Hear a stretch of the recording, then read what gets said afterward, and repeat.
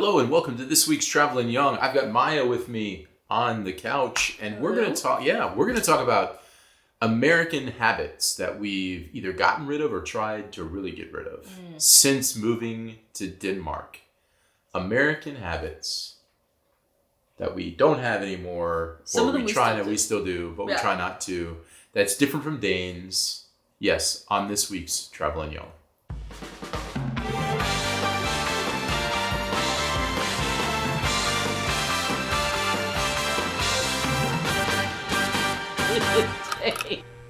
All right, so habits, things that we do, etc., etc. Yes. And I'm gonna kick it off. Do it.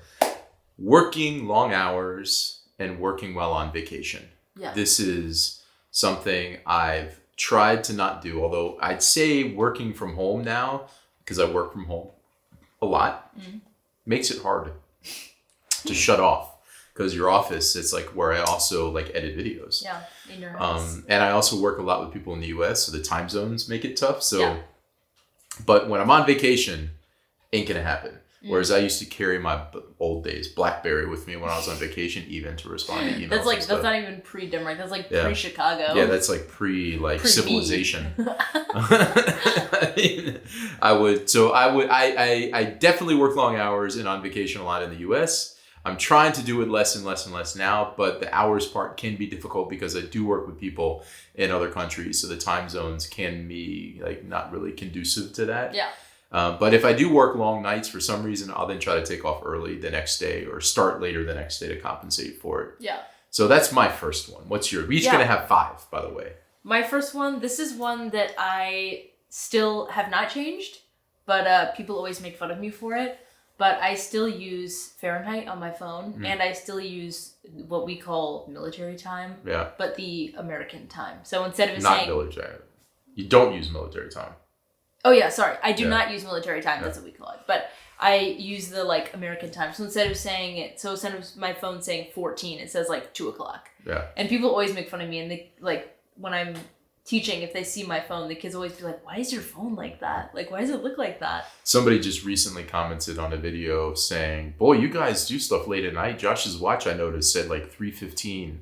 I'm like, yeah, no, that's yeah, we're just filming at 4 in the morning. Yeah, no, that was actually because I don't have my watch set to military time. Yeah, exactly. All right, that's your number 1. My number 2, these are in no specific order. Tipping. So there's almost no tipping here because guess what? The people that serve you food get paid a wage that they don't need tips, and it's not expected. Although occasionally at a really nice restaurant, I may add a little bit of a tip. Yeah. But in the US, US, it's definitely optional. It's viewed as optional for sure. In the US, it's mega expected. In fact, just going to like Starbucks, they ask for a tip before they've even given you anything, so you don't even know what the service is going to be like. It's like just on the little keypad. Yeah. It's like tip. I'm like, what? I don't even have anything yet. Yeah. And I felt pressured into it. And one time I tipped it. It was so annoying. We were in Chicago recently, and I gave them a tip. And I asked for like a latte, and then they gave me like a cold coffee. It wasn't even like in a warm coffee. It was the strangest thing ever. I'm like, why? And I lost money on the tip. Yeah. That wasn't really in place before we moved. That like extent of tipping. I mean, tipping at like restaurants was always there, but like at like these smaller things. Like I remember one time we were at the airport and there was one of those the little hot dog places. I don't remember, an Auntie Anne's or something, and literally all I got was these tiny little hot dog things in a cup. That was it, and it was like tip. I was like, oh my god, you scooped it into a cup. Everything, basically, all the payment machines just automatically say that now, and it makes me feel bad because it's not like I don't want to pay these people. But it's crazy. So it's gotten worse, but in general, it was still everything when you go out to eat normally. Yeah. And now, none of that. Now we don't have to think about it. So that's nice. Your number 2. My number 2 is sort of about American school. I always used to carry a backpack with me in U.S. school, like a giant backpack, and carry like all of my stuff with me. But that's also because the way our schedule was I had every single class every single day. Yeah.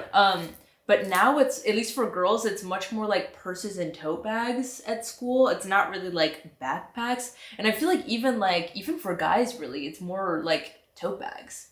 Is really the thing here. But that's also because we only have like, even in like elementary school, you only have like maybe 3-4 classes in a day. So you don't need everything. Yeah, I changed when I moved here from a backpack for work to like a briefcase type of thing. Yeah. But then it's like it got so worn down over years and years and years, and now I had like old backpacks. Yeah.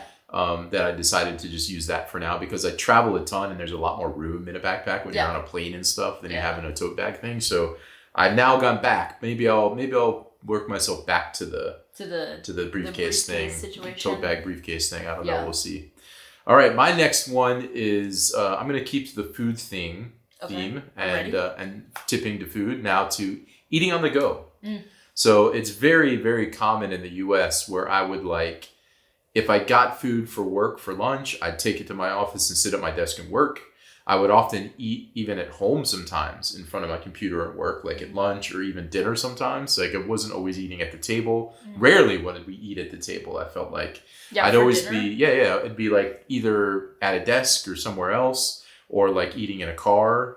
I mean, when you're on road trips, I mean, you want to go through a drive-through and eat in the car so you don't have to stop and wait. You want to get to the destination as quick as possible. Yeah. And you take more road trips in the U.S. So I feel like there's this, I think our kitchen table, the one that's behind us that we've had forever, for the longest time was just like a place to store things rather than a place to actually eat meals. Yeah, like I didn't really think about that because I feel like actually, I mean, maybe it's just us that's weird. Like maybe we're just a strange American family and every other American family is not like this. But I feel like we rarely like sat down and had dinner together. We were always like one person's on the couch, like two, maybe all of us are. Like rarely we were like at the table sitting having dinner. But that's such a thing here. Now when you're home, we do eat together at the table.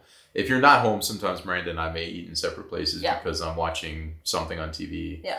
But typically, if you're here, we always eat all together. Yeah, especially like when Vilas is here. Yeah. All right, your number 3. My number 3 is sports. This is also school related, but sports and music attached to school. I did not do sports with school, but some of my friends always did like after school sports with my school, and then I was also in band in school. But that's not really as much of like a thing here, like attached to school at least. Like those are like extracurricular things with like your commune. Yeah. It's not anything like with school. So yeah, like in high school, like there's like a high school football team and basketball team, and people would go to those games, and it was like a big thing on Friday nights to go to those games. Yeah. And you never were in high school there, but you know friends would have experienced that, especially in like places where we live. The football team was a big deal. Yeah. In Chicagoland, and so that whole school spirit and like having, and it even goes into college, which isn't a thing here. I mean, like college having football teams and basketball teams and huge. Wearing gear and stuff from your college sports teams and everything. Yeah, it's huge. Yeah. And it's just not really a thing here. Yeah, not so much. And I remember being kind of sad when I moved here because, you know, I did band for like 4 years. I remember being sad, like, okay, where can I go to play my instrument now? Yeah. Well, you know, Mom, you know, she was in the marching band in college. I know. Playing the flute. Yeah. And I'm just going to reveal this. Maybe she doesn't want people to know this, but we started dating.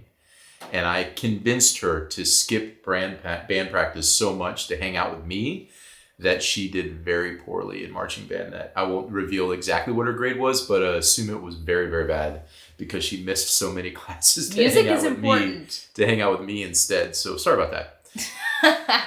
All right. The next one for me is small talk, which is people say this in comments all the time. This is a very common thing that people bring up here to Americans is like we have small talk. We say hello. We say, how are you doing today? And we say, you know, what do you think about the weather or whatever? Like there's always this need to exchange a few things. Yeah. But I'd say, at least when I say it, I'm genuinely interested too in what somebody's up to that day or how they're feeling. And then, you know, but that's not common here. No. And I still do that because it's hard to break that one because I'm just used to saying that and saying, how are you? What are you up to? Like, but we are genuinely curious. Like, it's weird because it is like a thing of habit and it is like just how we greet each other, but we're still asking. Yeah. Like, we're still curious. I want to know. I mean, I'm curious. If I didn't want to know, I wouldn't ask. Yeah. But it is just like how we say hello, kind of. Yeah. But I've had Danish people, like, I'll say it and then they'll be like, are you actually asking? I'm like, well, yeah, I said it. Yeah. But there's also some cultures, like it's very common in France. I work with a lot of people from France and they say the same thing, but they always just say the same thing back. They're just like, good, and you?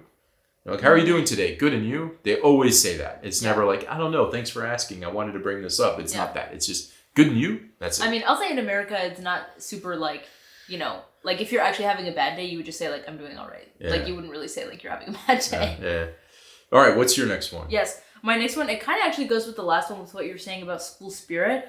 But it's like school spirit days, which is not a thing here at Danish school. But it's a thing in the US where there will be like, I'm thinking like a spirit week kind of a thing. Where, you know, one day will be crazy hair day, one day will be wear your favorite sports team, one day it'll be pajamas in school day. Yeah, exactly. Crazy hair day. Stuff like that. And that's just not a thing here in schools. And I really miss that so much. And I'm hoping that one day when I get hired as a teacher, I can bring that to whatever school I'm working at. Because it's just so fun. And it's so sad that it's not a thing here. But we did that in American school every single year. Like sometimes I think we did it like twice a year probably. Because it's always fun. And then on the last day you wear like your school spirit wear. Like your, you know, colors of the school, or if you have like a jersey from the school or something. Yeah. It's always fun. All right. So my last one is driving everywhere. In the US, I had to drive everywhere. Yeah. You basically, I mean, there was a grocery store you could walk to, but it was like a very small one. Yeah, very you can get basic things there. Yeah. There was a couple restaurants, like the pizza place and stuff. I can't remember the name of it all of a sudden. Paisans. And ice cream place, Zoo City Treats. But otherwise, now, but yes. Otherwise, you'd have to drive absolutely everywhere to work, to get groceries, to do anything. Because you literally can't. Yeah, you literally can't get around it. And where I lived in Virginia before, you couldn't walk to anything. Yeah, that was like so secluded, you literally couldn't even get to a grocery store or anything by public transit, or you'd have to ride a bike forever to get somewhere. Yeah. And so that was a big change here. Now I recognize that in some parts of Denmark, it's not exactly the same as like it's very populated where we live in the greater Copenhagen area. Jylland might be a little bit different, but still, I think there's still, even in Jylland, there's probably more access to public transit. It may not be as great as it is here, but there still is buses and trains where you get run more often than they do in those type of places in America. In America, there wouldn't be at all, basically. There would be no bus. Yeah. And so, but I will say this is where I've struggled, because when we first moved here, I was riding the bike everywhere to Kvickly and to the train station because it was all flat and not that far away. That's true. Now, I rarely do that. I do actually drive almost everywhere now. Yeah. I take Brisket on walks, so I walk with Brisket. Yeah. But I don't, the train station is a little too far for me for work and stuff. And the landscape of our area does not really work with a bike. Yeah. Because I wish I could take it to the station, but it doesn't, it's not going to work. Yeah. I mean, it'd be great going one direction. But then not the other direction. The other direction, not so good. But maybe when I live in Copenhagen one day, because I just walk everywhere. Yeah. So I've actually gotten back to driving, although we have electric cars. So that's the good news. Not gas guzzlers, but I do still drive. But I work from home, so there may be, like today, outside of walking Brisket, I didn't need to go anywhere. Yeah. So there's also times when I don't even need to go anywhere. So it's not like I'm driving every single day. But driving, definitely in the US, and now I'm getting back into that habit again to driving a lot of places. But what's your last one? Yes. My last one was bikes. Bikes, okay. Sort of similar. Yeah. But we just have a very different relationship with bikes in the US, at least it's like kids, than they do here. Like here it's transportation. Like it's for a purpose. But in the US, especially for kids, it's more just for fun. Yeah. So I feel like, in the summer when it would be nice weather, me and my friends would just after school go and ride bikes around the neighborhood, or sometimes by myself, I would just go listen to music and ride my bike around the neighborhood just for fun. And I feel like that would be I mean, you could do that here, but I feel like it would be kind of random. And also even in the US, I would ride my bike to school sometimes, and that would be kind of cool. Oh, you're riding your bike to school. Oh, what is this, the 90s? Yeah. But here it's okay, everyone rides their bike to school. Yeah. Yeah. I mean, I when I was growing up too, it was I wouldn't usually ride my bike to school, but we had this big, huge circle that, I mean, it's I don't know, a half mile around the neighborhood that we would do as kids. And it was hilly and stuff. And we just go around the circle and then ride around these other cul-de-sacs and stuff as kids. And it was never to transport myself somewhere specifically. No, just the act of riding a bike was the fun thing. It's kind of I feel the same culture as maybe a skateboard. Yeah, maybe. Probably. Yeah, I did have a friend that actually had a stunt bike where he'd try to do big wheels and do weird things on it and stuff. Yeah, so that is kind of a skateboard in that sense, true. Right? Yeah. So there you go. There's 5 things from each of us. Yeah. We thought long and hard and tried to come up with some things. It's hard. We've been here long enough now to remember what life was like when we didn't live here. It's been a while, and you've gone from being a kid to an adult. So Very different for you. Yeah. You're 22 now. I mean, goodness. I know. Yeah. All right. Well, that's it for this week's Travelin Young. I hope you enjoyed. Let us know like habits that you maybe think about Americans or you had maybe if you lived in America or things that some Danish habits. Just Danish habits. Yeah. That maybe if you were moving to America that you think that you would do here wouldn't do there. I don't know. Let us know what you're thinking right now. And that's it, I guess. All right. Let's say goodbye. Bye. See you.